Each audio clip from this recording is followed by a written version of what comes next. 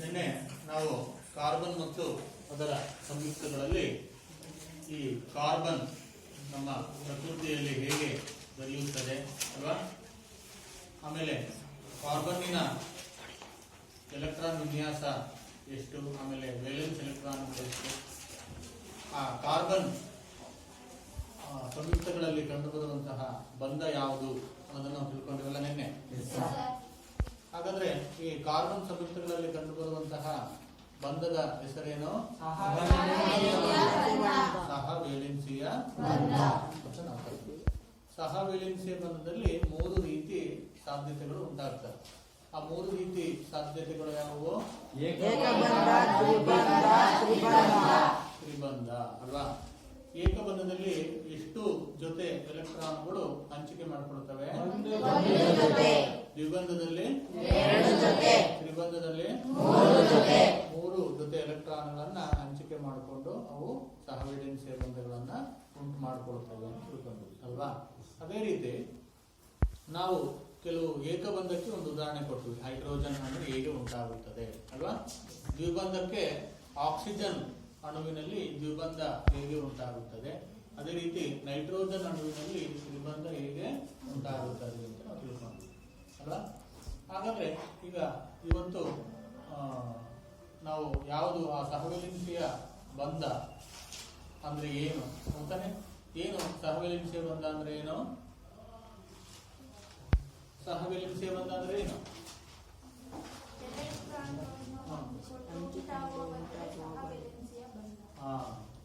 ಯಾವುದೇ 2 ಪರಮಾಣುಗಳ ನಡುವೆ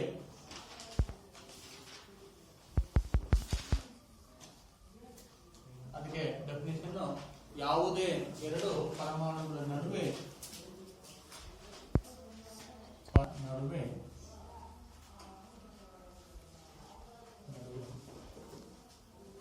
ಇಲೆಕ್ಟ್ರಾನ್ ಹಂಚಿಕೆಯಿಂದ ಇಲೆಕ್ಟ್ರಾನ್ಗಳ ಹಂಚಿಕೆಯಿಂದ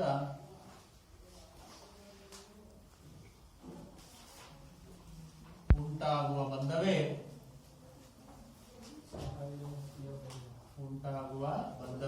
ಸಹವೇಲೆನ್ಸಿಯ ಬಂಧ ಅಲ್ವಾ.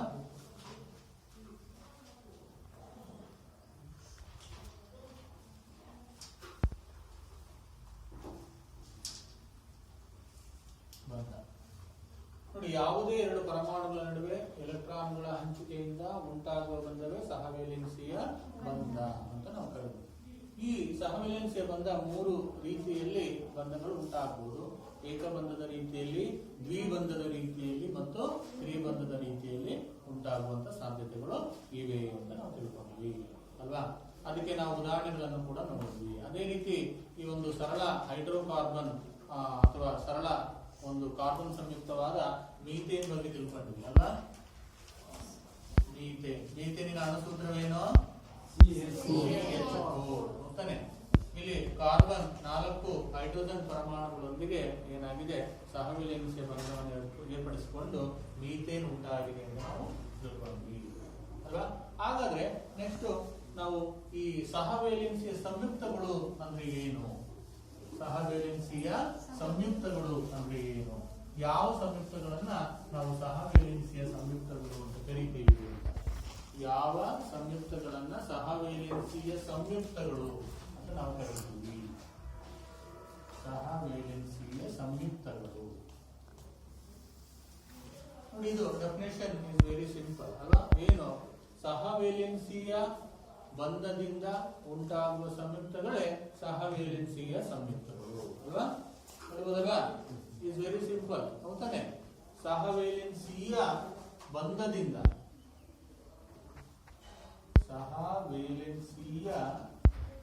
ಬಂಧದಿಂದ ಉಂಟಾಗುವ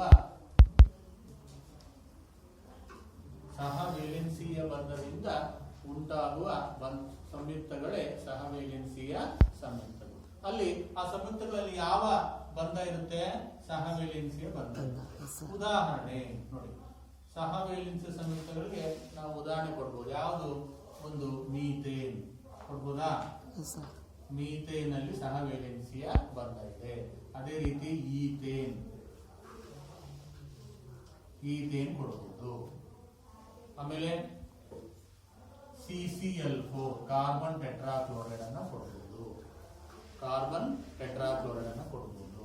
ಆಮೇಲೆ CO2 ಅನ್ನ ಕೊಡಬಹುದು ಅಲ್ವಾ, CO2 ಅನ್ನ ಕೊಡಬಹುದು.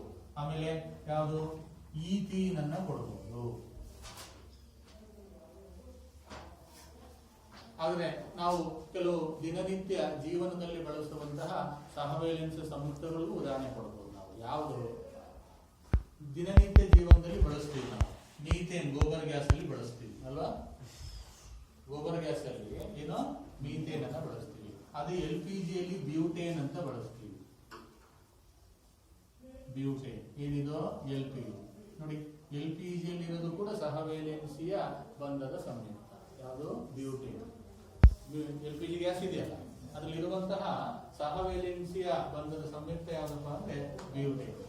LPG ಯಲ್ಲಿ ಬ್ಯೂಟೇನ್, ಗೋಬರ್ ಗ್ಯಾಸ್ ಅಲ್ಲಿ ಇರೋದು ಮೀಥೇನ್ ಅಲ್ಲ.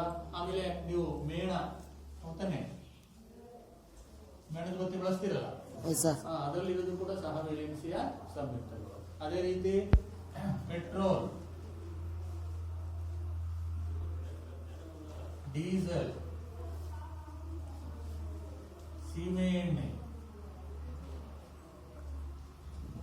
ಅರ್ಥಾಯ್ತಾ? ಇವೆಲ್ಲ ಏನು ಸಹವೇಲೆನ್ಸಿ ಸಂಯುಕ್ತಗಳಿಗೆ ಉದಾಹರಣೆ. ಪೆಟ್ರೋಲ್ ಆಗಿರ್ಬೋದು, ಡೀಸೆಲ್ ಆಗಿರ್ಬೋದು, ಆಮೇಲೆ ಸೀಮೆ ಎಣ್ಣೆ ಆಗಿರ್ಬೋದು, ಅವೆಲ್ಲ ಬೇಗ ಉರಿತಾವ ನೋಡಿ. ಮೇಣ ಬೇಗ ಕರಗೋಗುತ್ತೆ. ಯಾಕೆ? ಸಹವೇಲೆನ್ಸಿಯ ಬಂಧ.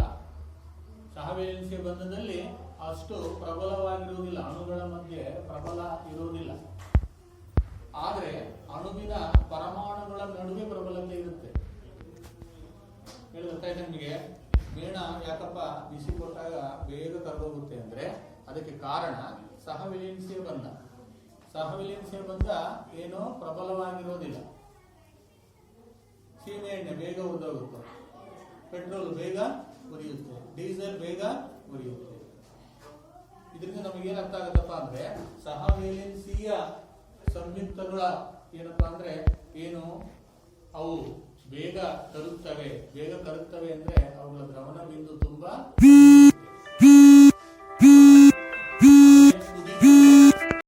ಆಯ್ತಾ ಅಲ್ವಾ. ಮೇಣ ಬೇಗ ಬಿಸಿ ಆಗುತ್ತೆ. ಯಾಕೆ? ಕುದಿ ಬಿಂದು ದ್ರವಣ ಬಿಂದು ಏನಾಗಿರುತ್ತೆ? ತುಂಬಾ ಕಮ್ಮಿ. ಅರ್ಥ ಆಯ್ತಾ? ತುಂಬಾ ಕಮ್ಮಿ ಇರುತ್ತೆ. ಹಾಗಾಗಿ ನೋಡಿ, ಸಹವೇಲೆನ್ಸಿಯ ಸಂಯುಕ್ತಗಳು ಏನಪ್ಪಾ ಅಂದ್ರೆ ಸಹವೇಲೆನ್ಸಿಯ ಬಂಧದಿಂದ ಉಂಟಾಗುವ ಸಂಯುಕ್ತಗಳೇ ಸಹವೇಲೆನ್ಸಿಯ ಸಂಯುಕ್ತಗಳು. ಉದಾಹರಣೆ ನಾವು ಸಾಕಷ್ಟು ಕೊಡಬಹುದು ಸಂಯುಕ್ತಗಳಿಗೆ. ಈ ಸಹವೇಲೆನ್ಸಿಯ ಸಂಯುಕ್ತಗಳ ಗುಣಲಕ್ಷಣಗಳೇನು?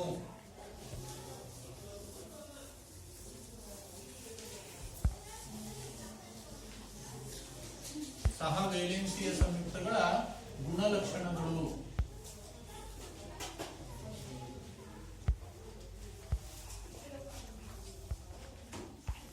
ಗುಣಲಕ್ಷಣಗಳು ನಾವು ಒಂದು ಹೇಳಿದೆ ಏನಪ್ಪಾ ಅಂದ್ರೆ ಸಹವೇಲೆನ್ಸಿ ಸಂಯುಕ್ತಗಳ ಕುದಿ ಬಿಂದು ಮತ್ತು ದ್ರವಣ ಬಿಂದು ಏನಾಗಿರುತ್ತೆ? ತುಂಬಾ ಕಡಿಮೆ ಇರುತ್ತೆ.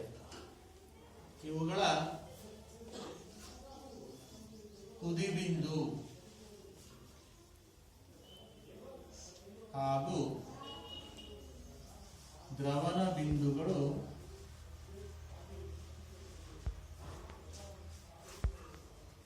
ತುಂಬಾ ಕಡಿಮೆ. ತುಂಬಾ ಕಡಿಮೆ ಆಗಿರುತ್ತೆ.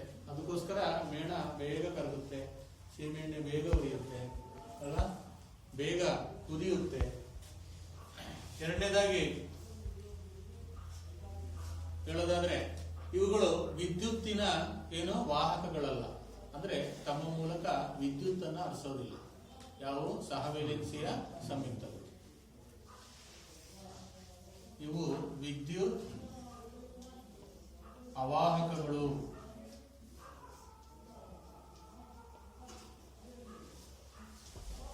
ಇವು ವಿದ್ಯುತ್ ಅವಾಹಕಗಳು ಅಂದ್ರೆ ತಮ್ಮ ಮೂಲಕ ವಿದ್ಯುತ್ ಅನ್ನ ಹರಿಸೋದಿಲ್ಲ. ಅಂದ್ರೆ ಯಾಕಪ್ಪ ಅಂದ್ರೆ ಇವು ಅಯಾನುಗಳಾಗಿ ವಿಭಜನೆ ಆಗುವುದಿಲ್ಲ. ಅಯಾನುಗಳಾಗಿ ವಿಭಜಿಸುವುದೇ ಇರೋದ್ರಿಂದ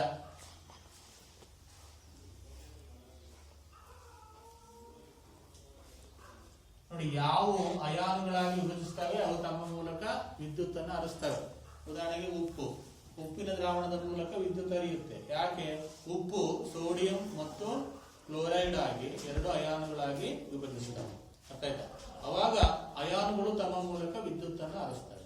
ಇವು ಅಯಾನುಗಳಾಗಿ ವಿಭಜಿಸಲ್ಲ, ಆದ್ರೆ ಏನಾಗುತ್ತೆ, ಎಲೆಕ್ಟ್ರಾನ್ಗಳನ್ನ ಹಂಚಿಕೊಳ್ತವೆ. ಎಲೆಕ್ಟ್ರಾನ್ಗಳನ್ನ ಹಂಚಿಕೊಳ್ತದ ನೀವು. ಹಾಗಾಗಿ ಇವು ಅಯಾನುಗಳಾಗಿ ರೂಪುಗೊಳ್ಳೋದಿಲ್ಲ, ಹಾಗಾಗಿ ತಮ್ಮ ಮೂಲಕ ವಿದ್ಯುತ್ತನ್ನು ಹರಿಸೋದಿಲ್ಲ ಅಂತ ನಾವು ಹೇಳ್ಬೋದು ಅಲ್ವಾ. ನೋಡಿ, ಯಾಕೆ ಅವು ವಿದ್ಯುತ್ ಆವಾಸಗಳು ಅಂದ್ರೆ ಅವು ಅಯಾನುಗಳಾಗಿ ವಿಭಜಿಸದೆ ಇರೋದ್ರಿಂದ. ಆಮೇಲೆ ಇವುಗಳ ಕುದಿ ಬಿಂದು ಹಾಗೂ ದ್ರವಣ ಬಿಂದುಗಳು ತುಂಬಾ ಕಡಿಮೆ, ಯಾಕೆ ಅಂತ ಇನ್ನೊಂದು ಪ್ರಶ್ನೆ ಬರುತ್ತೆ. ಕಾರಣ ಏನಿರ್ಬೋದು ಅಂದಾಗ ಅವುಗಳ ಆ ಬಂಧಗಳಲ್ಲಿ ಅಣುಗಳ ನಡುವೆ ಏನು ಪ್ರಬಲತೆ ಕಮ್ಮಿ ಇರುತ್ತೆ. ಈಗ ಎರಡು ಮೀಥೇನ್ ಅಣು ಇದಾವೆ ಅಂತ ತಿಳ್ಕೊಳ್ಳೋಣ. CH4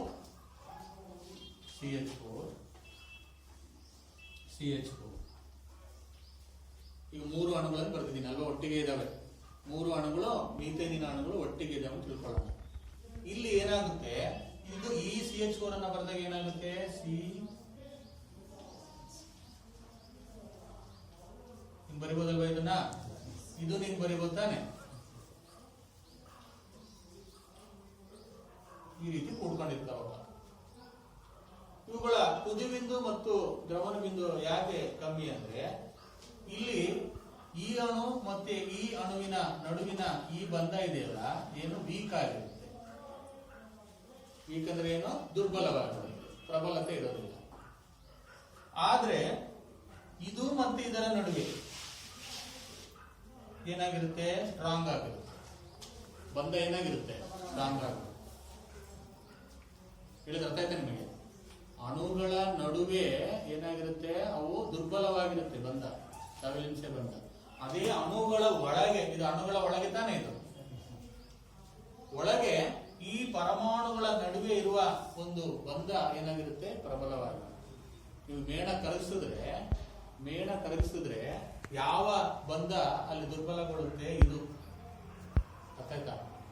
ಇದ್ರೊಳಗಿರೋದು ಇದು ದುರ್ಬಲಗೊಳ್ಳೋದಿಲ್ಲ, ಅದು ಸ್ಟ್ರಾಂಗ್ ಆಗಿ ಇರುತ್ತೆ. ಹಾಗಾಗಿ ಇವುಗಳು ತುಂಬಾ ವೀಕ್ ಆಗಿರೋದ್ರಿಂದ ಅಥವಾ ದುರ್ಬಲವಾಗಿರೋದ್ರಿಂದ ಇವುಗಳ ಕುದಿ ಬಿಂದು ಹಾಗೂ ದ್ರವಣ ಬಿಂದು ಏನಾಗಿರುತ್ತೆ, ತುಂಬಾ ಕಡಿಮೆ. ಬೇಗ ಸ್ವಲ್ಪ ಉಷ್ಣ ಕೊಟ್ಟರು ಕೂಡ ಬ್ರೇಕ್ ಆಗುತ್ತೆ ಆ ಬಂಧ. ಹಾಗಾಗಿ ಮೇಣಕ್ಕೆ ಸ್ವಲ್ಪ ಬಿಸಿ ಮಾಡಿದ್ರು ಕರಗುತ್ತೆ ಅಲ್ವಾ. ಈಗ ಅನಿಲ, ಮೀಥೇನ್ ಅನಿಲ ಬೇಗ ಬೆಂಕಿ ಹತ್ಕೊಳ್ಳುತ್ತೆ. ಬ್ಯೂಟೇನು ಕೂಡ ಅಷ್ಟೇ ಬೇಗ ಬೆಂಕಿ ಹತ್ಕೊಳ್ಳುತ್ತೆ. ಪೆಟ್ರೋಲ್ ಡೀಸೆಲ್ ಕೂಡ ಅಷ್ಟೇ ಬೇಗ ಬೆಂಕಿ ಹತ್ಕೊಳ್ಳುತ್ತೆ. ಯಾಕೆ? ಅದರಿಂದ ಈ ಬಂಧ ಏನಾಗುತ್ತೆ, ತುಂಬಾ ವೀಕ್ ಆಗಿರುತ್ತೆ. ಅರ್ಥ ಆಗ್ತಿದೆ ಇದು? ಇವುಗಳ ಕುದಿ ಬಿಂದು ಹಾಗೂ ದ್ರವಣ ಬಿಂದುಗಳು ತುಂಬಾ ಕಡಿಮೆ. ಏಕೆ? ಅಣುಗಳ ನಡುವಿನ ಬಂಧ ಪ್ರಬಲವಾಗಿಲ್ಲ, ದುರ್ಬಲವಾಗಿರೋದ್ರಿಂದ. ಅಣುಗಳ ನಡುವಿನ ಬಂಧ ಪ್ರಬಲವಾಗಿಲ್ಲ, ದುರ್ಬಲವಾಗಿದೆ. ಆದ್ರೆ ಅಣುಗಳ ಒಳಗೆ ಏನಾಗಿದೆ, ಪ್ರಬಲವಾಗಿದೆ. ಇವು ಪ್ರಬಲವಾಗಿರ್ತವೆ. ಹಾಗಾಗಿ ಇದಕ್ಕೇನು ಡಿಸ್ಟರ್ಬ್ ಆಗಲ್ಲ, ಇದಕ್ಕೂ ಡಿಸ್ಟರ್ಬ್ ಆಗುತ್ತೆ ಅಷ್ಟೇ. ಇವು ದೂರ ಹೋಗ್ತವೆ. ಇದರಲ್ಲಿರವು ಇದು ದೂರ ಹೋಗೋದಿಲ್ಲ. ಅರ್ಥ ಆಗ್ತಿದೆಯಾ? ಹೀಗೆ ನೋಡಿ, ಈ ರೀತಿ ಈ ಕಾರ್ಬನ್ ಇತರ ಪರಮಾಣುಗಳೊಂದಿಗೆ ಏನು ಸೇರಿ ಸಂಯುಕ್ತ ಆದಾಗ ಅಲ್ಲಿ ಆ ಒಂದು ಸಹವೇಲೆನ್ಸಿಯ ಬಂಧದ ಪ್ರಬಲತೆ ಮತ್ತು ಏನು ದುರ್ಬಲತೆ ಹೇಳ್ಬೋದು ನಾವು. ಗೊತ್ತಾಯ್ತಾ? ಹೀಗೆ ಸಹವೇಲೆನ್ಸಿ ಸಂಯುಕ್ತಗಳ ಕುದಿ ಬಿಂದು ಮತ್ತು ದ್ರವಣ ಬಿಂದು ತುಂಬಾ ಕಡಿಮೆ ಇರುತ್ತೆ. ಇವು ವಿದ್ಯುತ್ ಅವಾಹಕಗಳು. ಗೊತ್ತಾಯ್ತಾ? ಮೂರನೇದಾಗಿ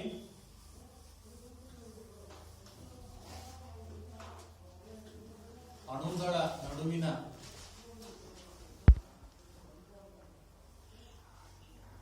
ಬಂಧಗಳು ದುರ್ಬಲವಾಗಿರುತ್ತವೆ.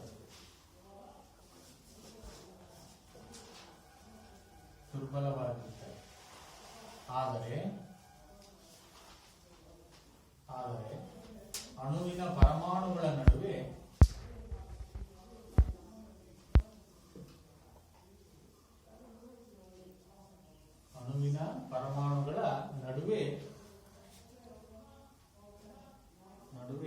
ಏನೋ ಬಂಧವು ಪ್ರಬಲವಾಗಿರುತ್ತದೆ.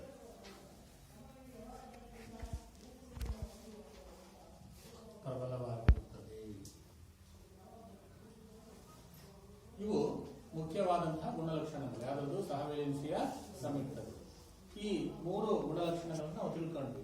ಇವುಗಳ ಕುದಿ ಬಿಂದು ಹಾಗೂ ದ್ರವಣ ಬಿಂದುಗಳು ತುಂಬಾ ಕಡಿಮೆ. ಇವು ವಿದ್ಯುತ್ ಅವಾಹಕಗಳು ಅಯಾನುಗಳಾಗಿ ವಿಭಜಿಸದೇ ಇರೋದ್ರಿಂದ ಅಣುಗಳ ನಡುವಿನ ಬಂಧಗಳು ದುರ್ಬಲವಾಗಿರುತ್ತವೆ. ಆದರೆ ಅಣುವಿನ ಪರಮಾಣುಗಳ ನಡುವೆ ಏನಾಗಿರುತ್ತದೋ ಪ್ರಬಲ. ಅರ್ಥ ಆಯ್ತು ಅಂತ ಅನ್ಸುತ್ತೆ ನಿಮಗೆ. ಈಗ ಈ ಕಾರ್ಬನ್ ನಾವು ಹೇಳಿದ್ವಿ, ಬಹುತೇಕ ಎಲ್ಲಾ ವಸ್ತುಗಳಲ್ಲೂ ಕಾರ್ಬನ್ ಇದೆ ಅಲ್ವಾ? ಬಹುತೇಕ ಎಲ್ಲ ವಸ್ತುಗಳಲ್ಲೂ ಕಾರ್ಬನ್ ಇರುತ್ತೆ ಅಂತ ನಾವು ನೋಡಿದ್ವಿ ಉದಾಹರಣೆಗಳನ್ನು ನೋಡಿ.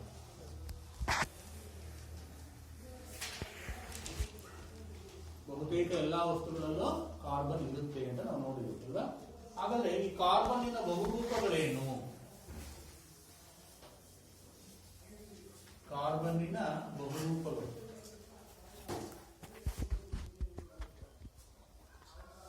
ಬಹುರೂಪ.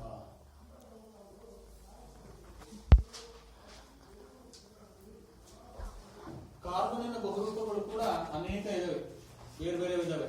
ಅದರಲ್ಲಿ ಈ ವಜ್ರ,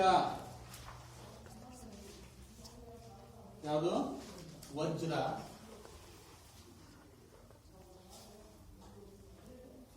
ಗ್ರಾಫೈಟ್,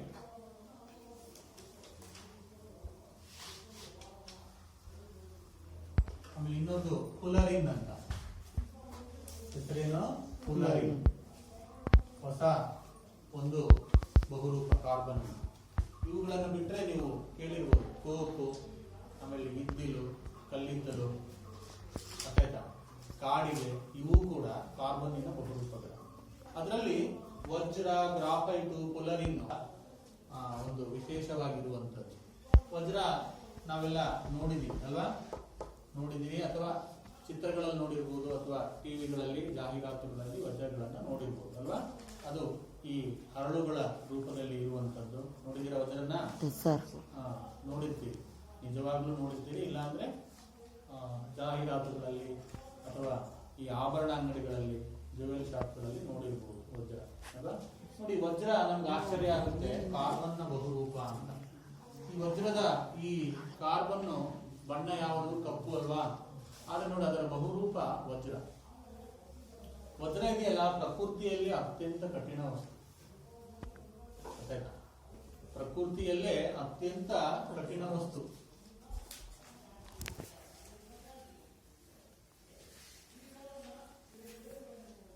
ಪ್ರಕೃತಿಯಲ್ಲಿ ಅತ್ಯಂತ ಕಠಿಣ ವಸ್ತು. ಈ ಒಂದು ಕಠಿಣವಾಗಿರೋದ್ರಿಂದ ಇದನ್ನ ವಜ್ರವನ್ನ ಕಟ್ ಮಾಡಿ ಬಳಸ್ತಾರೆ, ಬಂಡೆಗಳನ್ನ ಕೊರಿಯಕ್ಕೆ ಉಪಯೋಗಿಸ್ತಾರೆ, ಆಮೇಲೆ ಗಾಜನ್ನ ಕತ್ತರಿಸೋಕೆ ಬಳಸ್ತಾರೆ. ಯಾವುದನ್ನ? ವಜ್ರವನ್ನ. ಯಾಕೆ? ಕಠಿಣ ವಸ್ತು ಅಲ್ವಾ? ಈ ಫೋಟೋ ಫ್ರೇಮ್ ಅಂಗಡಿಗಳಲ್ಲಿ ಈ ಗಾಜನ್ನ ಸೀಲ್ ಮಾಡ್ಬೇಕಲ್ಲ, ಒಂದು ಸಾಧನ ಇರುತ್ತೆ.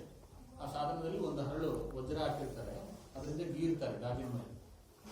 ಈ ರೀತಿ ಗಾಜನ್ನ ಕತ್ತರಿಸೋದಕ್ಕೆ, ಆಮೇಲೆ ಬಂಡೆಗಳನ್ನ ಕೊರಿಯೋದಿಕ್ಕೆ, ಇಲ್ಲಿ ಬೋರ್ವೆಲ್ಗಳಲ್ಲಿ ಬಂಡೆಗಳನ್ನ ಕೊರಿಯೋದಿಕ್ಕೆ, ಮತ್ತೆ ವಜ್ರವನ್ನ ಕಟ್ ಮಾಡೋದು ವಜ್ರವನ್ನೇ ಉಪಯೋಗಿಸ್ತಾರೆ.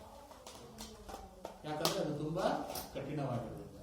ಯಾಕಪ್ಪ ಈ ವಜ್ರ ಅಷ್ಟೊಂದು ಕಠಿಣ ಅಂದ್ರೆ ಅವುಗಳ ಪರಮಾಣುಗಳ ರಚನೆ.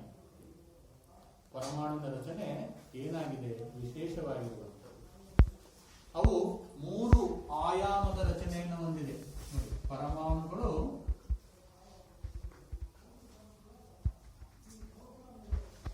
3 ಆಯಾಮದ ರಚನೆ ಹೊಂದಿವೆ.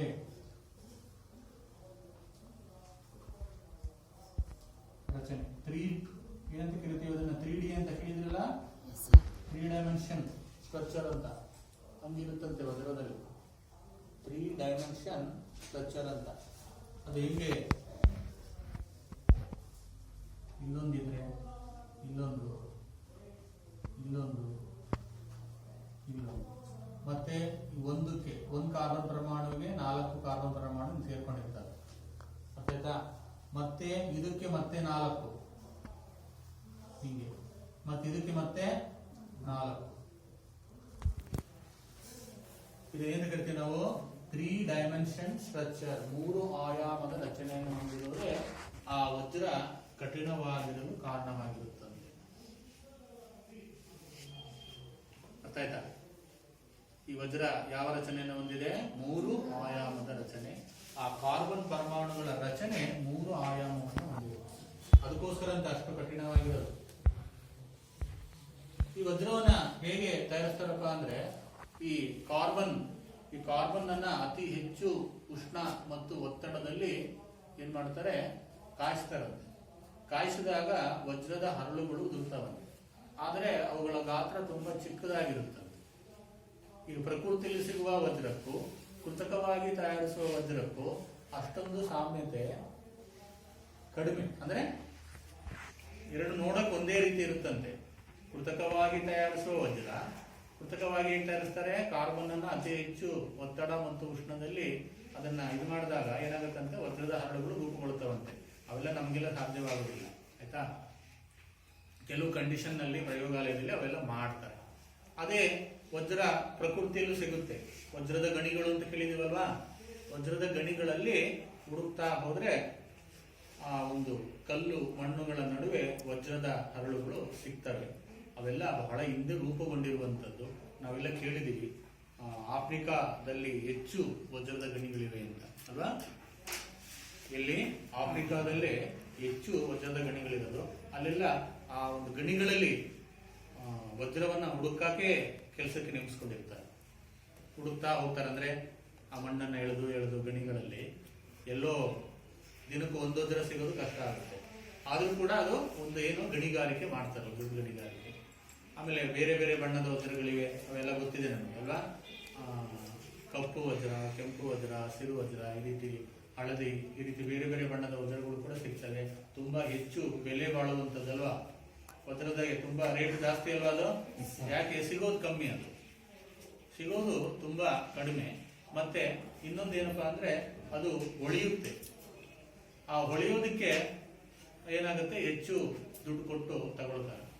ಯಾಕೆ ಅದು ಹೊಳೆಯುತ್ತೆ ಅಂದ್ರೆ ಆ ಬೆಳಕು ಅದರೊಳಗೆ ಪ್ರವೇಶ ಮಾಡಿದ್ರೆ ತುಂಬಾ ಸಾರಿ ಏರ್ಫಲನ ಹೊಂದಿ ಬೆಳಕು ಹೊರಗೆ ಬರುತ್ತೆ. ಅವಾಗ ವಜ್ರ ಹೊಳೆಯುತ್ತೆ. ನೀವು ಯಾವುದೋ ಒಂದು ಸಾಮಾನ್ಯ ಒಂದು ಹರಳನ್ನು ಹಾಕಿದ್ರು ಕೂಡ ಆವರಣಗಳಲ್ಲಿ ಹೊಳೆಯುತ್ತಲ್ವಾ? ಅದೇ ರೀತಿ ಹೊಳೆಯುವಂಥದ್ದು ವಜ್ರ. ನಿಜವಾದ ವಜ್ರ ಆ ರೀತಿ ಹೊಳೆಯುತ್ತೆ. ಹಾಗಾಗಿ ಅದು ಹೊಳೆಯುವಿಕೆಗೆ ಒಂದು ತುಂಬಾ ರೇಟು, ಮತ್ತೆ ಅದು ಕಡಿಮೆ ಪ್ರಮಾಣದಲ್ಲಿ ಸಿಗುತ್ತಿದೆ. ಹಾಗಾಗಿ ಆಭರಣಗಳ ತಯಾರಿಕೆಯಲ್ಲಿ ವಜ್ರಕ್ಕೆ ತುಂಬಾ ರೇಟ್ ಇರುವಂಥದ್ದು. ಇದು ವಜ್ರದ್ದಾಯ್ತು. ವಜ್ರ ನಮ್ಮ ಪ್ರಕೃತಿಯಲ್ಲಿ ಅತ್ಯಂತ ಕಠಿಣ ವಸ್ತು ಅಂತ. ನೆಕ್ಸ್ಟ್ ಗ್ರಾಫೈಟಿಗೆ ಬನ್ನಿ. ಗ್ರಾಫೈಟಿಗೆ ಬಂದ್ರೆ ಇದು ಏನಪ್ಪಾ ಅಂದ್ರೆ, ಎಲ್ಲಿ ಗ್ರಾಫೈಟ್ ಎಲ್ಲಿ ಇರುತ್ತೆ? ನಿಮ್ಮ ಪೆನ್ಸಿಲ್ಗಳಲ್ಲಿ. ಅದನ್ನೇ ಗ್ರಾಫೈಟ್ ಅಂತ ಕರೆಯೋದು ಅಲ್ವಾ? ಮತ್ತೆ ಗ್ರಾಫೈಟ್ ನೋಡಿರ್ತೀರ ಶೆಲ್ಗಳಲ್ಲಿ ಇರುತ್ತೆ. ಶೆಲ್ ಬಳಸ್ತಿರಲ್ಲ, ಶೆಲ್ ನಾವು ಓಪನ್ ಮಾಡಿದ್ರೆ ಒಂದು ಉದ್ದ ಹಿಂಗ್ ರಾಡ್ ಇರುತ್ತೆ, ಅರ್ಥಾಯ್ತಾ? ಆ ರಾಡಲ್ಲಿ ಅದು ಕೂಡ ಏನಪ್ಪಾ ಅಂದ್ರೆ ಗ್ರಾಫೈಟ್. ಈ ಗ್ರಾಫೈಟ್ ಏನೋ ಮೆದುವಾಗಿರುತ್ತೆ.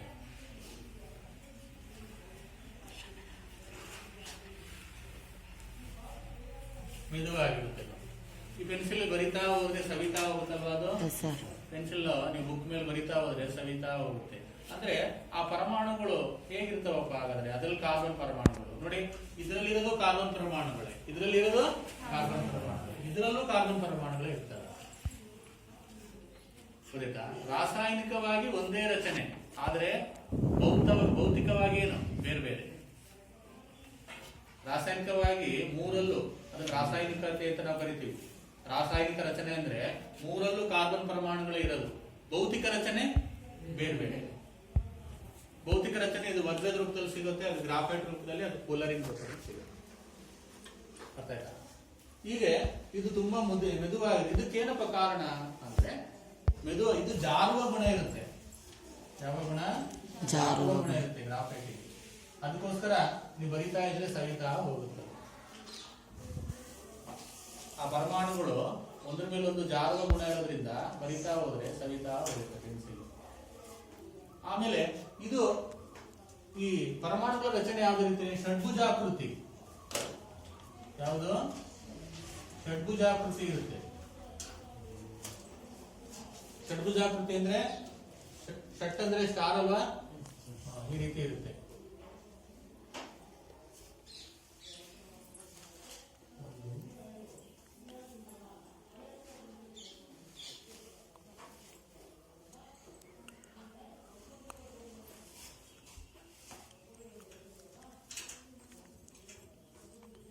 ಹಿಂಗಿರುತ್ತೆ ಷಡ್ಭುಜಾಕೃತಿ. ಇದಕ್ಕೆ ಮತ್ತೆ ಇಲ್ಲಿ 6 ಸೇರ್ಕೊಂಡಿರ್ತವೆ. ಮತ್ತೆ ಇಲ್ಲಿ 7 ಆಯ್ತಾ? 7 ಇದು 6 ಆಯ್ತಲ್ವಾ? ಮತ್ತೆ ಇಲ್ಲಿ ಎಷ್ಟು ಸೇರ್ಕೊಂಡಿರ್ತವೆ? 1 2 3 4 5 6 ಹಿಂಗೆ. ಮತ್ತೆ ಇದಕ್ಕೆ ಮತ್ತೆ 6, ಮತ್ತೆ ಇದಕ್ಕೆ 6. ಇದನ್ನು ನಾವು ಷಡ್ಭುಜಾಕೃತಿ ಅಂತ ಕರಿತೀವಿ. ಅಂತ ಕರಿತೀವಿ ಷಡ್ಭುಜಾಕೃತಿಯಲ್ಲಿ ಪರಮಾಣುಗಳು ಜೋಡಣೆಗೊಂಡಿವೆ ಮತ್ತು ಅವು ಜಾರುವ ಗುಣ ಇರೋದ್ರಿಂದ ಇದು ತುಂಬಾ ಮೆದುವಾಗಿರುತ್ತೆ. ಆಮೇಲೆ ಇದು ಗ್ರಾಫೈಟ್ ಇದೆಯಲ್ಲ, ಇದು ವಿದ್ಯುತ್ನ ವಾಹಕ.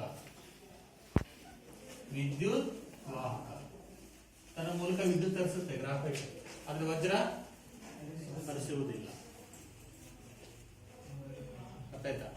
ವಜ್ರ ಹರಿಸೋದಿಲ್ಲ. ಇದು ಗ್ರಾಫೈಟ್. ಹಾಗಾದ್ರೆ ಎರಡಕ್ಕೆ ಏನು ವ್ಯತ್ಯಾಸ ಇದೆ?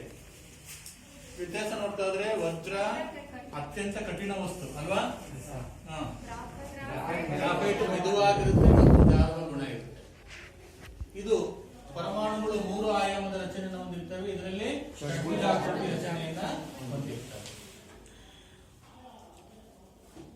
ವಜ್ರವು ತನ್ನ ಮೂಲಕ ವಿದ್ಯುತ್ ಅನ್ನು ಹರಿಸುವುದಿಲ್ಲ. ಗ್ರಾಫೈಟ್ ತನ್ನ ಮೂಲಕ ವಿದ್ಯುತ್ ಅನ್ನ ವ್ಯತ್ಯಾಸ ನೋಡಿ. ಗ್ರಾಫೈಟ್ ನ ವಿಶೇಷ ರಚನೆಗಳು. ನೆಕ್ಸ್ಟ್ ಯಾವುದು? ಫುಲರಿನ್.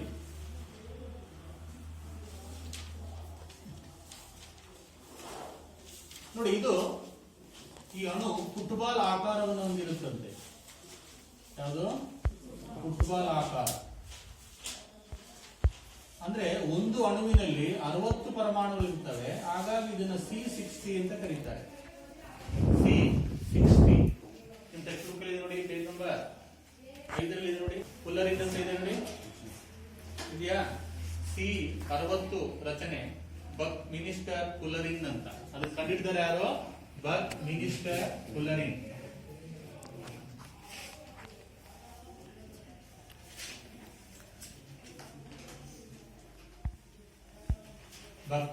ಬಕ್ ಮಿನಿಸ್ಟರ್ ಫುಲರಿನ್ ಅನ್ನು ಕಂಡಿಡಿದ. ಫುಟ್ಬಾಲ್ ಆಕಾರವನ್ನ ಹೋಲುತ್ತಂತೆ. ಒಂದು ಅಣುವಿನಲ್ಲಿ ಎಷ್ಟು ಪರಮಾಣುಗಳಿರ್ತವೆ? 60 ಕಾರ್ಬನ್ ಪರಮಾಣುಗಳಿರ್ತವೆ ಒಂದು ಅಣುವಿನಲ್ಲಿ. ಒಂದು ಫುಟ್ಬಾಲ್ ಟೈಪ್ ಐತಲ್ಲ, ಅದ್ರಲ್ಲಿ 60 ಅಣುಗಳಿರ್ತವೆ. ಹೊಸ ಆವಿಷ್ಕಾರ ಇದೆ. ಯಾವ್ದು? ಕಾರ್ಬನ್ನಿನ ಬಹುರೂಪದಲ್ಲಿ ಹೊಸ ಆವಿಷ್ಕಾರ ಯಾವುದು? ಫುಲರಿನ್. ಇದರ್ಥ ಆಯ್ತಾ ಬಹುರೂಪಗಳು? ಈಗ ಕಾರ್ಬನ್ನಿನ ಪರಿವರ್ತನೀಯ ಸ್ವಭಾವಗಳು.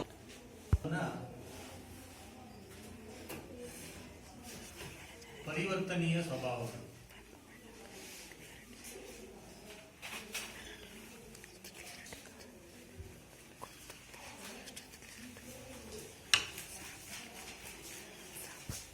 ನೋಡಿ. ಕಾರ್ಬನ್ನ 2 ಪರಿವರ್ತನೀಯ ಸ್ವಭಾವ ಇದೆ. ಯಾಕಪ್ಪ ಕಾರ್ಬನ್ ಅತ್ಯಂತ ಹೆಚ್ಚು ಸಂಯುಕ್ತಗಳಲ್ಲಿ ಇದೆ? ನೋಡಿ, ಇದು ವೆರಿ ಇಂಪಾರ್ಟೆಂಟ್ ರೀಸನ್. ಕಾರಣ ಕೊಡಿ ಅಂತ. ಈ ಕಾರ್ಬನ್ ಇದೆಯಲ್ಲ, ಕಾರ್ಬನ್ ಸಂಯುಕ್ತಗಳಲ್ಲೇ ಅತಿ ಹೆಚ್ಚು ಸಂಯುಕ್ತಗಳನ್ನು ಉಂಟು ಮಾಡುತ್ತೆ. ಎಷ್ಟು ಅಂದ್ರೆ ಮಿಲಿಯನ್ ಗಟ್ಟಲೆ ಸಂಯುಕ್ತಗಳಿದಾವಂತೆ ಕಾರ್ಬನ್ ಅಲ್ಲಿ. 1 ಲಕ್ಷಕ್ಕಿಂತಲೂ ಜಾಸ್ತಿ ಸಂಯುಕ್ತಗಳನ್ನ ಇದು ಕಾರ್ಬನ್ ಉಂಟು ಮಾಡಿದೆ. ಇದಕ್ಕೆ ಕಾರಣ ಏನು ಅಂದ್ರೆ ಅದಕ್ಕೆ 2 ಸ್ವಭಾವ ಕಾರಣ. ಒಂದು ಕೆಟನೀಕರಣ. ಒಂದೇದೇನು? ಕೆಟನೀಕರಣ ಅನ್ನುವಂತ ಒಂದು ಸ್ವಭಾವ. ಇನ್ನೊಂದು ಟೆಟ್ರಾವೇಲೆಂಟ್. ಇದ್ರ ಬಗ್ಗೆ ಹೇಳಿದ್ದೀನಿ ನಾನು ಅಲ್ವಾ? ಟೆಟ್ರಾವೇಲೆಂಟ್ ಸ್ವಭಾವ.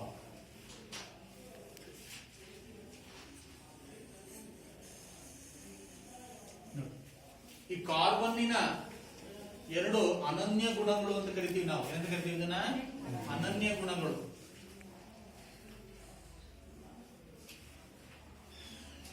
ಕಾರ್ಬನ್ನಿನ 2 ಅನನ್ಯ ಗುಣಗಳಿವೆ. ಕೆಟನೀಕರಣ ಮತ್ತು ಟೆಟ್ರಾವೇಲೆಂಟ್ ಸ್ವಭಾವ. ಕೆಟನೀಕರಣ ಅಂದ್ರೆ ಏನಪ್ಪಾ ಅಂದ್ರೆ ಕಾರ್ಬನ್ ಇತರ ಕಾರ್ಬನ್ ಪರಮಾಣುಗಳೊಂದಿಗೆ ಬಂಧಗಳನ್ನ ಏರ್ಪಡಿಸಿಕೊಂಡು ಉದ್ದ ಸರಪಣಿ ಕಾರ್ಬನ್ ಸಂಯುಕ್ತಗಳಾಗ್ತವೆ. ಅರ್ಥ ತಿಳಿದು?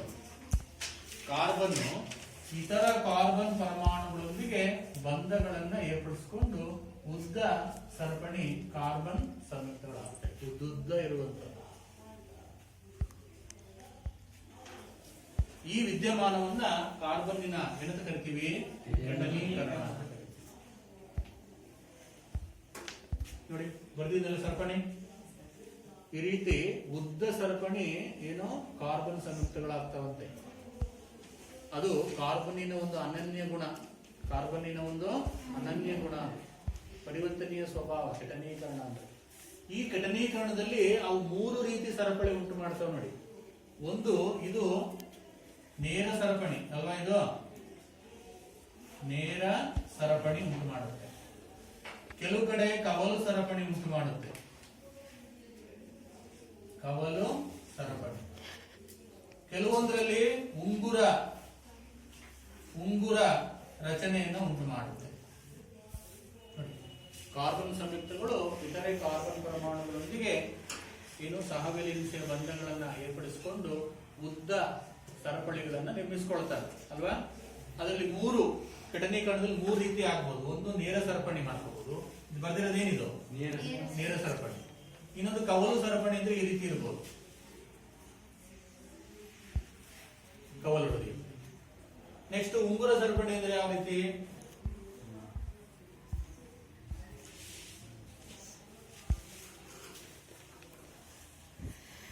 ಇದೇನಿದು ಉಂಗುರ ಸರಪಣಿ, ಉಂಗುರ ರಚನೆ ಅಲ್ವಾ? ಇದರಲ್ಲಿ 6 ಇರ್ಬೋದು, ಇಲ್ಲ 3ರಲ್ಲಿ ಉಂಟಾಗ್ಬೋದು, ಅಥವಾ 4ರಲ್ಲಿ ಉಂಟಾಗ್ಬೋದು, 5ರಲ್ಲಿ ಉಂಟಾಗ್ಬೋದು ಅಲ್ವಾ? 2ರಲ್ಲಿ ಉಂಟಾಗಕ್ಕೆ ಬರಲ್ಲ ಉಂಗುರ, ಗೊತ್ತಾನೆ? 3ರಿಂದ ಶುರುವಾಗುತ್ತೆ ಉಂಗುರ ರಚನೆ ಉಂಟಾಗುತ್ತೆ. ನೋಡಿ ಈ ರೀತಿ ಘಟನೀಕರಣ ಅಂದ್ರೆ ಏನಪ್ಪಾ ಅಂದ್ರೆ ಕಾರ್ಬನ್ ಇತರ ಕಾರ್ಬನ್ ಪರಮಾಣುಗಳೊಂದಿಗೆ ಸಹವಿಲೀನತೆಯ ಬಂಧವನ್ನು ಏರ್ಪಡಿಸಿಕೊಂಡು ಉದ್ದ ಸರಪಳಿ ಕಾರ್ಬನ್ ಸಂಯುಕ್ತಗಳಾಗ್ತವೆ. ಈ ವಿದ್ಯಮಾನವನ್ನು ಅಂತ ಕರಿತೀವಿ ಘಟನೀಕರಣ ಅಂತ ಕರಿತೀವಿ. ಅದರಲ್ಲಿ 3 ಸಾಧ್ಯತೆಗಳಿವೆ. ಒಂದು ನೇರ ಸರಪಣಿ ಆಗ್ಬೋದು, ಕವಲು ಸರಪಣಿ ಆಗ್ಬೋದು, ಮತ್ತೆ ಉಂಗುರ ರಚನೆಗಳನ್ನ ಉಂಟು ಮಾಡ್ಬೋದು. ನೋಡಿ ಇದು ಉಂಗುರ ರಚನೆ, ಇದನ್ನು ನಾವು ಬೆಂಜೀನ್ ಅಂತ ಕರಿತೀವಿ. ಏನಿದು ಬೆಂಜೀನ್. ಬೆಂಜೀನು ಅದು ಕೂಡ ಒಂದು ಕಾರ್ಬನ್ ಸಂಯುಕ್ತ, ಬೆಂಜೀನ್ ಅಂತ. ಎಷ್ಟಿದಾವೆ ಕಾರ್ಬನ್ ಪರಮಾಣುಗಳು? 6 ಇದಾವಲ್ವಾ? 1 2 3 4 5 6. ಇದ್ರ ಜೊತೆಗೆ ಇನ್ಯಾವ್ದು ಇರುತ್ತಪ್ಪ ಅಂದ್ರೆ ಹೈಡ್ರೋಜನ್ ಇರುತ್ತೆ. ಏನಿರುತ್ತೆ? ಹೈಡ್ರೋಜನ್ ಬೇರೆ ಇರುತ್ತೆ. ಹೈಡ್ರೋಜನ್ ಎಷ್ಟಿದಾವೆ? 6. ಹಾಗಾದ್ರೆ ಎಷ್ಟಾಯ್ತು? C6H6 ಬೆಂಜೀನ ಅಣುಸೂತ್ರ. ಬೆಂಜೀನ ಅಣುಸೂತ್ರ C6H6. ನೋಡಿ ಇದು ಉಂಗುರ ರಚನೆ. ಕಾರ್ಬನ್ನಿನ ಒಂದು ವಿಶೇಷ ಗುಣಗಳು ಘಟನೀಕರಣ ಆಗುವುದು. ಇನ್ನೊಂದು ಯಾವ್ದಪ್ಪ? ಇನ್ನೊಂದು ಯಾವುದು? ಹೇಳಿದ್ನಲ್ಲ, ಕಾರ್ಬನ್ನಿನ ಪ್ರತಿ ಪರಮಾಣುವಿನ ಅತ್ಯಂತ ಹೊರಕವಚದಲ್ಲಿ ಎಷ್ಟು ಎಲೆಕ್ಟ್ರಾನ್ಗಳಿವೆ? 4 ಎಲೆಕ್ಟ್ರಾನ್ಗಳಿಂದ ಅದನ್ನ ಏನಂತ ಕರಿತೀವಿ ನಾವು? ಟೆಟ್ರಾವೇಲೆಂಟ್ ಅಂತ ಕರಿತೀವಲ್ವಾ?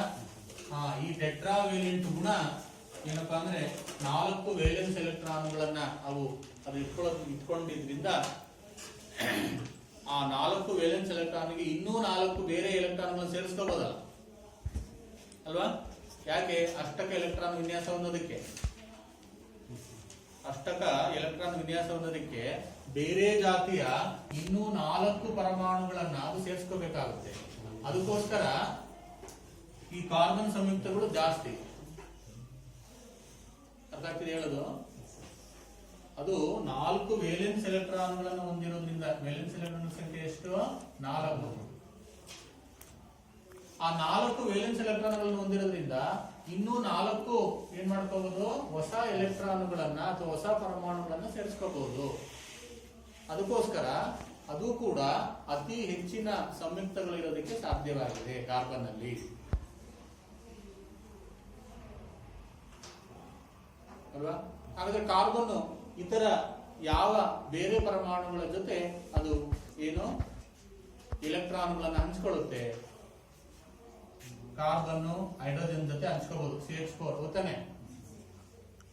ಕಾರ್ಬನ್ ನೈಟ್ರೋಜನ್ ಜೊತೆ ಹಂಚ್ಕೋಬಹುದು, ಕಾರ್ಬನ್ ಆಕ್ಸಿಜನ್ ಜೊತೆ ಹಂಚ್ಕೋಬಹುದು, ಅದೇ ಕಾರ್ಬನ್ ಸಲ್ಫರ್ ಜೊತೆ ಹಂಚ್ಕೋಬಹುದು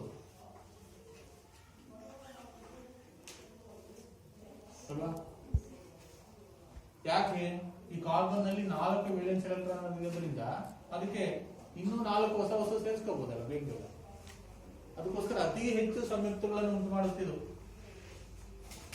ಅತಿ ಹೆಚ್ಚು ಸಂಯುಕ್ತಗಳನ್ನ ಉಂಟು ಮಾಡುತ್ತೆ ಯಾವುದು? ಕಾರ್ಬನ್. ಈ 2 ಗುಣಗಳು ನೋಡಿ, ಯಾವ 2 ಗುಣಗಳು? ಈ ಗುಣಗಳು ಇರೋದ್ರಿಂದ ಕಾರ್ಬನ್ ನಲ್ಲಿ ಅತಿ ಹೆಚ್ಚು ಸಂಯುಕ್ತಗಳು ಉಂಟು ಮಾಡುತ್ತವೆ. ತಿಳ್ಕೊಂಡ್ರ? ಅರ್ಥ ಆಯ್ತಾ? ಒಂದು ಕೆಟನೀಕರಣ ಗುಣ, ಇನ್ನೊಂದು ಟೆಟ್ರಾವ್ಯಾಲೆಂಟ್ ಗುಣ. ಈಗ ಪರ್ಯಾಪ್ತ ಕಾರ್ಬನ್ ಸಂಯುಕ್ತಗಳು, ಅಪರ್ಯಾಪ್ತ ಕಾರ್ಬನ್ ಸಂಯುಕ್ತಗಳು ಅಂದ್ರೆ ಏನು?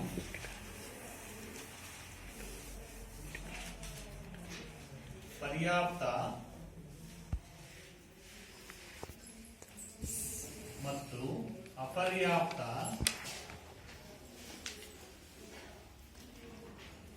ಕಾರ್ಬನ್ ಸಂಯುಕ್ತಗಳು.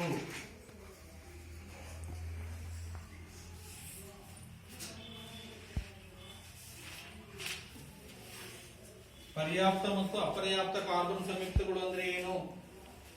ಪರ್ಯಾಪ್ತ ಮತ್ತು ಅಪರ್ಯಾಪ್ತ, ಇದು ಪದೇ ಪದೇ ಕೇಳುವಂತಹದ್ದು. ಪರ್ಯಾಪ್ತ ಕಾರ್ಬನ್ ಸಂಯುಕ್ತಗಳು, ಅಪರ್ಯಾಪ್ತ ಕಾರ್ಬನ್ ಸಂಯುಕ್ತಗಳು ಅಂದ್ರೆ, ಪರ್ಯಾಪ್ತ ಅಂದ್ರೆ ಏನಪ್ಪಾ ಅಂದ್ರೆ ಏಕಬಂಧ ಇರುವ ಕಾರ್ಬನ್ ಸಂಯುಕ್ತಗಳನ್ನು ಪರ್ಯಾಪ್ತ ಕಾರ್ಬನ್ ಸಂಯುಕ್ತಗಳು ಅಂತ ಕರಿತೀವಿ. ಬರೀ ಏಕಬಂಧ ಇರಬೇಕು. ಏಕಬಂಧ ಇರುವ ಕಾರ್ಬನ್ ಸಂಯುಕ್ತಗಳನ್ನ ಪರ್ಯಾಪ್ತ, ಬರೀ ಏಕಬಂಧ ಇರಬೇಕು. ಈಗ ಉದಾಹರಣೆ ತಗೊಳ್ರಿ, ಮೀಥೇನ್. ಮೀಥೇನಲ್ಲಿ ಏಕಬಂಧ ಇದೆಯಾ ದ್ವಿಬಂಧ ಇದೆಯಾ? ಎಲ್ಲ ಏಕಬಂಧ ತಾನೆ.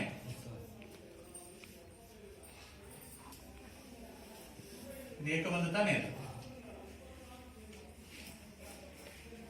ಏಕಬಂಧವಿರುವಂತಹ ಸಂಯುಕ್ತಗಳನ್ನ ಪರ್ಯಾಪ್ತ ಕಾರ್ಬನ್ ಸಂಯುಕ್ತಗಳು ಅಂತ ಕರಿತೀವಿ.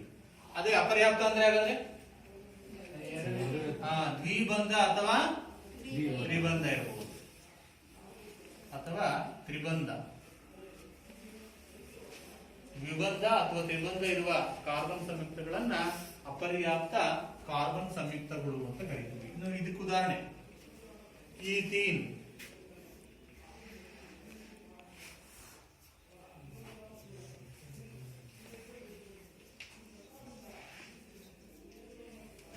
ಇದು ಯಾವ ಬಂಧ? ಇದು ದ್ವಿಬಂಧ. ಇದ್ರ ಹೆಸರು ಏನಪ್ಪಾ ಅಂದ್ರೆ ಈಥೀನ್. ಏನಿದು? ಈಥೀನ್ ಅಂತ ಇದ್ರ ಹೆಸರು. ಇದು ದ್ವಿಬಂಧ ಇದೆ ಅಲ್ವಾ ನೋಡಿ. ಇದು ದ್ವಿಬಂಧ ಇದ್ದಾಗ ಇದು ಅಪರ್ಯಾಪ್ತ ಅಂತಾನೆ. ಇನ್ನೊಂದು ತ್ರಿಬಂಧಕ್ಕೆ ಈಥೈನ್. ಏನಿದು? ಇದ್ರ ಹೆಸರು ಏನಪ್ಪಾ ಅಂದ್ರೆ ಈಥೈನ್. ಈಥೈನ್ ಅಲ್ವಾ? ಇವೆರಡು ಎಂತವು ಅಲ್ವಾ? ಇದೇನಿದು? ಅರ್ಥ ಆಯ್ತಾ? ತುಂಬಾ ಈಸಿ ಡೆಫಿನಿಷನ್, ನೆನಪಲ್ಲಿ ಇಟ್ಕೊಳ್ಳೋದು. ಪರ್ಯಾಪ್ತ ಅಂದ್ರೆ ಏಕಬಂಧ ಹೊಂದಿರುವ ಕಾರ್ಬನ್ ಸಂಯುಕ್ತಗಳೇ ಪರ್ಯಾಪ್ತ ಕಾರ್ಬನ್ ಸಂಯುಕ್ತಗಳು ಅಲ್ವಾ? ದ್ವಿಬಂಧ ಅಥವಾ ತ್ರಿಬಂಧ ಹೊಂದಿರುವ ಕಾರ್ಬನ್ ಸಂಯುಕ್ತಗಳೇ ಅಪರ್ಯಾಪ್ತ ಕಾರ್ಬನ್ ಸಂಯುಕ್ತಗಳು. ಇಂಥವೆಲ್ಲ ನಾವು ಓದಿ ತಿಳ್ಕೋಬೇಕು ಅಂತ ಏನಿಲ್ಲ. ಕೇಳಿದ ತಕ್ಷಣ ಡೆಫಿನಿಷನ್ ಕೇಳಿದ ತಕ್ಷಣ ಬಾಯಲ್ಲಿ ಇರ್ಬೇಕು. ಇವು ಘಟನೀಕರಣ, ಟೆಟ್ರಾವೇಲೆಂಟ್ ಅಂದ್ರೆ, ಆಮೇಲೆ ಪರ್ಯಾಪ್ತ ಮತ್ತು ಅಪರ್ಯಾಪ್ತ ಓದಿ ತಿಳ್ಕೋಬೇಕು. ಕಲಿಬೇಕಾ? ಇದನ್ನ ಕಲಿಯೋ ಅವಶ್ಯಕತೆ ಇಲ್ಲ, ಒಂದ್ಸರಿ ಕೇಳ್ಕೊಂಡ್ರೆ ಸಾಕು. ತುಂಬಾ ಈಸಿ ಪರೀಕ್ಷೆಯಲ್ಲಿ ಬರೆಯೋದಕ್ಕೆ. ಆದ್ರೆ ರಿವಿಷನ್ ಮಾಡ್ಬೇಕಷ್ಟೇ, ಪದೇ ಪದೇ ನೆನ್ಸ್ಕೊಳ್ತಿರ್ಬೇಕು.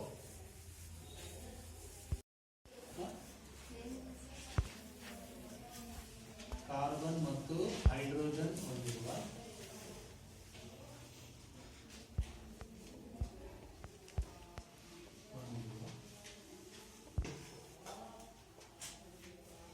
ಪರ್ಯಾಪ್ತ ಸಂಯುಕ್ತಗಳ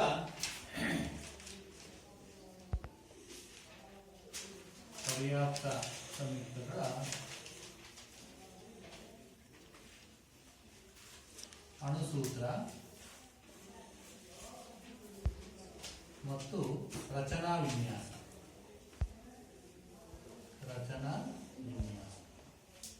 ಅಣುಸೂತ್ರ ಮತ್ತು ರಚನಾ ವಿನ್ಯಾಸ.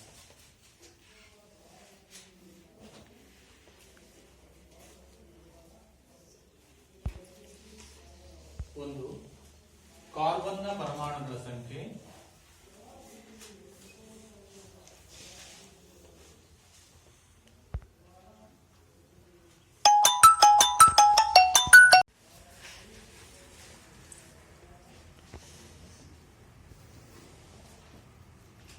ಅಣುಸೂತ್ರ,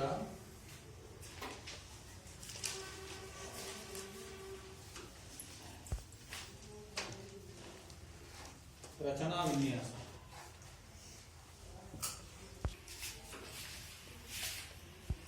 ರಚನಾ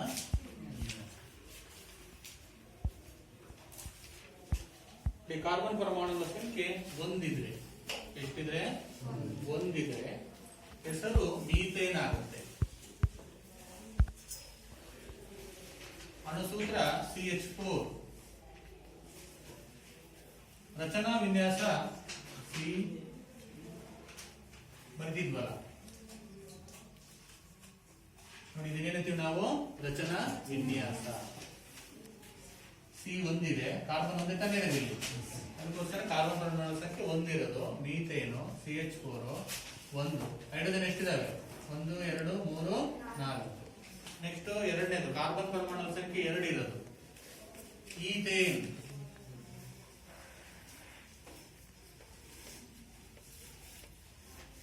ಕಾರ್ಬನ್ ಪರಮಾಣು ಸಂಖ್ಯೆ 2 ಅಂದ್ರೆ C2H6. C2H6 ನೋಡಿ, ಇದು ರಚನಾ ವಿನ್ಯಾಸ ಬರೀಬಹುದು. 2 ಕಾರ್ಬನ್ ಪರಮಾಣುಗಳು 2 3 ನೋಡ್ಕೊಂಡ್ರ? ತುಂಬಾ ಈಸಿ ಬರೆಯೋದು ಇದನ್ನ. ಈಥೇನ್ ಅಲ್ವಾ? ಕಾರ್ಬನ್ ಪರಮಾಣುಗಳು ಎಷ್ಟು? 2 ಇರೋದು. H ಎಷ್ಟಿದೆ? 6. 1 2 3 4 5 6. ಅದು ರಚನಾ ವಿನ್ಯಾಸ.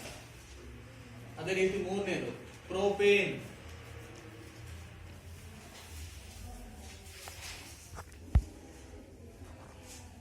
ಪ್ರೋಪೇನ್ ಅಂದ್ರೆ ಎಷ್ಟು? C3H8.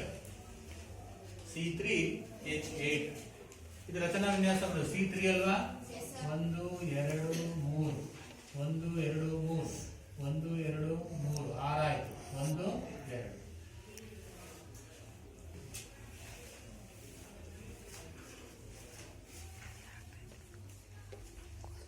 ಸರಿದೆಯಾ ನೋಡಿ? ಕಾರ್ಬನ್ 3 ಇದಾವ? 1 2 3. ಹೈಡ್ರೋಜನ್ ಎಷ್ಟಿದಾವೆ? 8 ಇರ್ಬೇಕಲ್ವಾ? 1 2 3 4 5 6 7 8. ಬರುವುದಲ್ಲ? ತುಂಬಾ ಈಸಿ ತಾನೆ? ರಚನಾ ವಿನ್ಯಾಸನು ಕೇಳ್ತಾನೆ ಸರಿ ಬರೆಯೋದಿಕ್ಕೆ. 2 ಕಾರ್ಬನ್ ಪರಮಾಣುಗಳುಳ್ಳ, ಕೇಳೋ ಕ್ವಶನ್, 2 ಕಾರ್ಬನ್ ಪರಮಾಣುಗಳುಳ್ಳ ಕಾರ್ಬನ್ ಸಂಯುಕ್ತವನ್ನು ಹೆಸರಿಸಿ ಅಣುಸೂತ್ರ ಬರೆಯಿರಿ, ರಚನಾ ಸೂತ್ರ ಬರೆಯಿರಿ, ರಚನಾ ವಿನ್ಯಾಸ ಬರೆಯಿರಿ ಅಂತ. 2 ಕಾರ್ಬನ್ ಪರಮಾಣುಗಳುಳ್ಳ ಅಂದ್ರೆ ಏನು?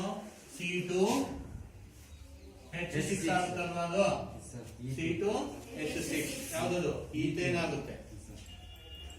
ಅದರ ರಚನಾ ವಿನ್ಯಾಸ ಬರೀರಿ ಅಂದ್ರೆ ಇದನ್ನು ಬರೀಬೇಕು. 3 ಕಾರ್ಬನ್ ಪರಮಾಣುಗಳುಳ್ಳ, ಗೊತ್ತಾಯ್ತಾ? 3 ಕಾರ್ಬನ್ ಪರಮಾಣುಗಳುಳ್ಳ ಏನು ಕೇಳ್ತಾನೆ? ಸಂಯುಕ್ತವನ್ನು ಹೆಸರಿಸಿ ಅಣುಸೂತ್ರ ಬರೆಯಿರಿ, ರಚನಾ ವಿನ್ಯಾಸ ಬರೆಯಿರಿ ಹಿಂಗ್ ಕೇಳ್ತಾನೆ. ಇವೆಲ್ಲ ಏನು? ಏಕಬಂಧ ಇರವಲ್ವಾ? ಇವೆಲ್ಲ ಏಕಬಂಧ ಇರವು ಅಂದ್ರೆ ಪರ್ಯಾಪ್ತ. ಅದೇ ಇದರಲ್ಲಿ ಅಪರ್ಯಾಪ್ತವನ್ನು ಬರೀಬಹುದು. ಇದರಲ್ಲಿ ಅಪರ್ಯಾಪ್ತವನ್ನು ಬರೀಬಹುದು. ನಾವು ಬರೆದಿರೋದೇನು? ಬರೀ ಪರ್ಯಾಪ್ತ ಸಂಯುಕ್ತ. ಎಲ್ಲ ಏಕಬಂಧ ಇರವು. ಅಪರ್ಯಾಪ್ತ ಹೇಗೆ? ಅಪರ್ಯಾಪ್ತದಲ್ಲಿ ಮೊದಲ ಸಂಯುಕ್ತ ಮೀಥೇನ್ ಬರೋದಿಲ್ಲ. ಮೊದಲ ಸಂಯುಕ್ತ ಯಾವುದು? ಈಥೇನ್ ಇದ್ದಿದ್ದು ಈಥೀನ್ ಆಗುತ್ತೆ. ಅಪರ್ಯಾಪ್ತ ಅದು ಒಂದು ಬರೀತೀವಿ.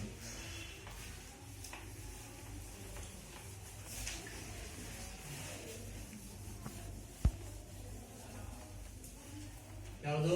ಈಥೀನ್. ಅಣುಸೂತ್ರ C2H4. C2H4 ಈಥೇನ್ ಇದೆ. ಅವಾಗಲೇ ಬರ್ತಿದ್ದಲ್ಲ ರಚನಾ ವಿನ್ಯಾಸ. ಸಿ ದ್ವಿಬಂಧ C ಅಲ್ವಾ? 1 2 1 2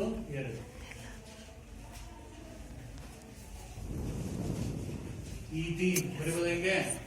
ಕಾರ್ಬನ್ ಎಷ್ಟಿದಾವೆ?